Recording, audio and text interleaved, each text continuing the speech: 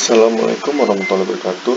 Nama saya Fahrul Rozi Syahputra Lubis dengan NIM 227056001 dari Fakultas Ilmu Komputer dan Teknologi Informasi, Program Studi Sains Data dan Kecerdasan Buatan, Universitas Sumatera Utara.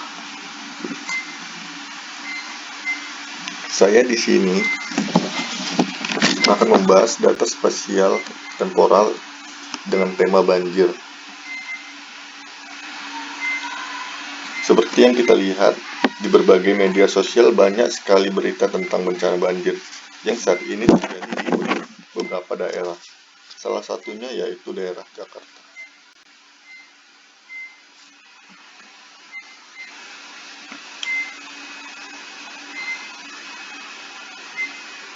Jakarta pada awal 2021 kita dapat melihat bahwa jaringan drainase kota sudah kewalahan menampung air hujan yang turun hingga menimbulkan genangan di berbagai lokasi.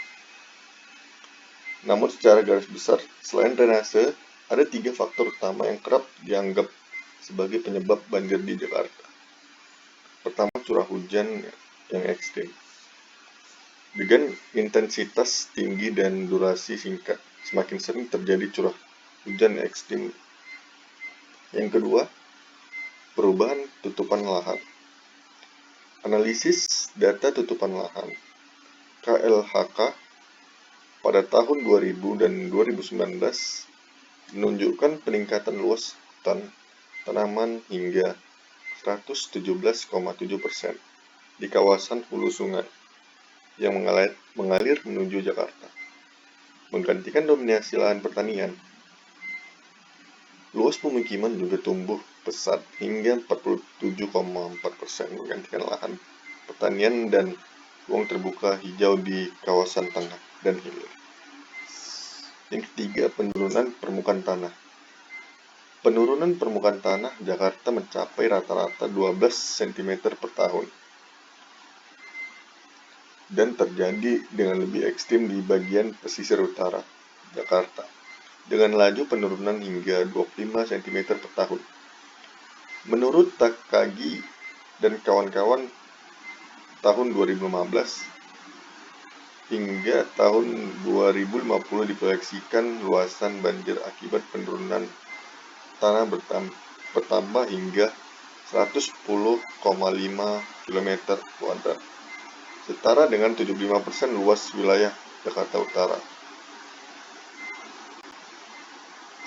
Beban bangunan di permukaan dan ekstraksi air tanah lebih turut mempercepat laju penurunan tanah.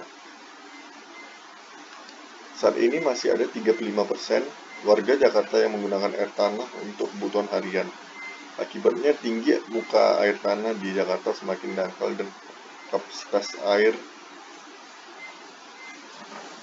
simpanan air menjadi lebih rendah.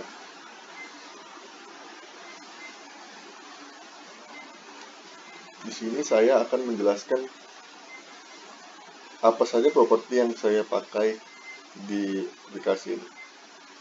Pertama, saya memakai properti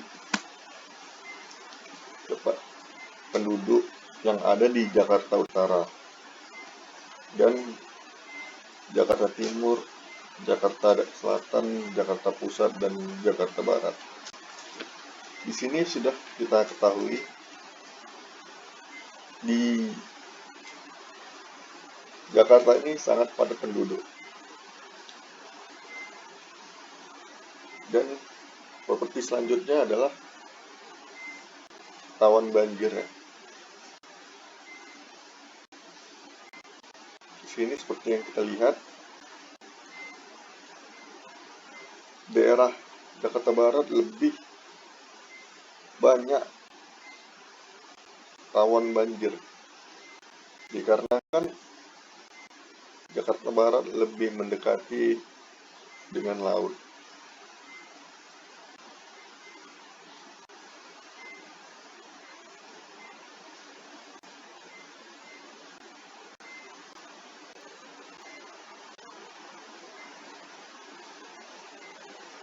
Seperti yang kita lihat, tanaman tanaman yang ada di Jakarta lebih sedikit daripada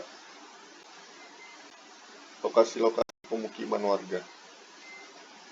Oleh sebab itu, saya menyarankan agar lebih ditanami tumbuh-tumbuhan agar Jakarta bisa makin membaik dan tidak banjir kembali. Sekian dari